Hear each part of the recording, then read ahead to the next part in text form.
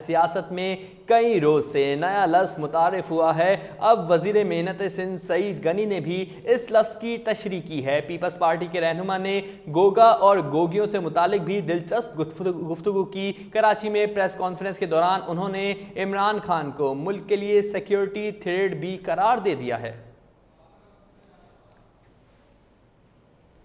अगर आपको कॉन्सर्ट करना है, सियालकोट में करना है या कराची में करना है, कभी वो साहिर अली बग्गा को बुलाना है, कभी अहमद जाजेब को बुलाना है, कभी कई मस्करों को बुलाना है, कभी कोई टिकटॉकर्स को बुलाना है, कभी किसी और को बुलाना है, तो भाई टिकट नहीं लगाते ना लगाओ, तुम्हारी मर्जी है, लेकिन कम से कम इजाज़त तो ले लो ना। आरिफ अलवी हो या कोई और शख्स हो जो आइन शिकनी कर रहा है और इमरानियत को फॉलो कर रहा है, इमरानडू बन गया है, तो उसको फिर जो है वो आईनी तरीके से निकालना चाहिए। इमरानडू, अगर आप सच के ऊपर अपने अब्बे को भी चपेड़ मारेंगे, खुदा की कसम आप बिल्कुल ठीक जगह खड़े। पहले आमतौर पे वो यूथिया का लफ्ज़ इस्तेमाल होता है, पता नहीं क्यों बुरा मानते हैं। हमें लोग ज्याला कहते हैं तो नहीं मानते, पता नहीं किसने नाम रखा था, कैसे रखा था। भाई ठीक है, पीपल्स पार्टी के सारे ज्याले हैं, मानते हैं, मैं भाई मैं भी हूँ, ये भी सब हैं, तो इनको यूथिया भी लोग कहते थे तो बुरा मानते। तो किसी ने बताया कि जो यूथिया होता है वो तो पीटीआई का जो आदमी है, जो फॉलोअर है, वो होता है।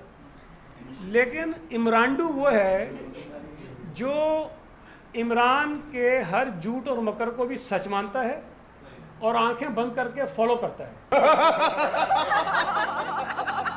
गोगा और गोगियां वो हैं जो इमरान के लिए माल कमाते थे, एटीएम थे इमरान, जिसको इसने भगाया है और जिसको बचाने के लिए ये सारी लड़ाई हो रही है।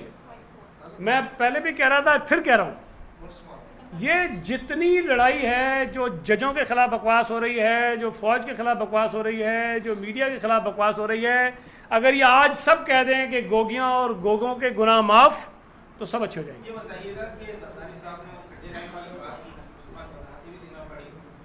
नासिर शाह साहब ने एक वजाहत दी कि फैसला साजी से अगर अलग हो जाए तो बंदा को उसे खट्टे लाइन किया।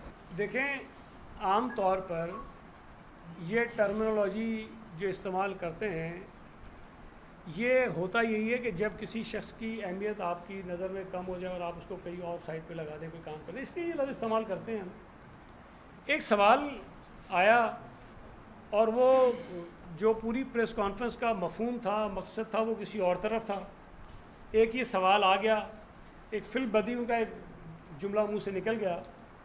तो अगर कोई आदमी नौकरी पर है, पोस्टिंग पर है, और इमरान खान उसके लिए कोई और नौकरी और पोस्टिंग देख रहा था और उसको नहीं मिली, या इमरान ने तो बता दिया ना कि इख्तलाफ की वजह भी वही थी, तो किसी तरह से तो आप कह सकते हैं ना कि किसी को मर्जी की पोस्टिंग ना मिली हो, या इमरान खान जिसकी पोस्टिंग की ख्वाहिश कर रहा था वो ना मिली हो, तो उस पर वो कह दिया कि जी वो थोड़ा सा शायद उस पोस्टिंग पर नहीं हो तो चले गए। ये मसला था, बाकी इसको इतना बड़ा इशू बनाने की ज़रूरत है नहीं। न्यूट्रल्स भी समझ गए हैं कि उनका फैसला 2018 में गलत था।